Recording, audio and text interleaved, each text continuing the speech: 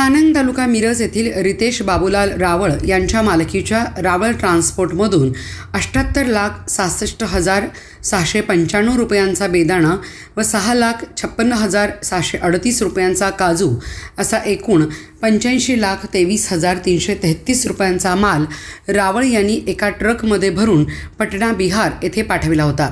सदरचा माल ट्रक मालक व चालक या दोघांनी पटना येथे न पाठवता परस्पर विकून किंवा स्वतःकडे ठेवून फसवणूक केल्याची तक्रार कुपवाड पोलीस ठाण्यात दाखल केली आहे।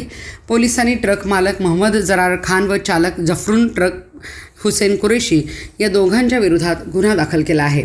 तानंग तालुका मिरज येथील पंढरपूर रस्त्यालगत असलेल्या रावळ ट्रान्सपोर्टमधून शुक्रवार दिनांक 15 मे रोजी रात्री 8 वाजण्याच्या सुमारास रितेश रावळ यांनी संशयित ट्रक मालक मोहम्मद खान यांच्या ट्रक UP 70 GT 0284 मधून 78,66,695 रुपये किमतीचा बेदाणा व 6,56,738 रुपये किमतीचा काजू असा एकूण 85,23,333 रुपयांचा माल पटना बिहार येथे पाठविला होता।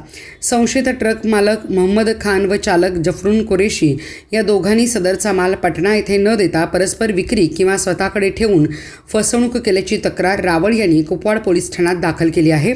पोलिसांनी संशयित दोघांच्या विरोधात गुन्हा दाखल केला आहे। पोलीस पुढील तपास करीत आहेत।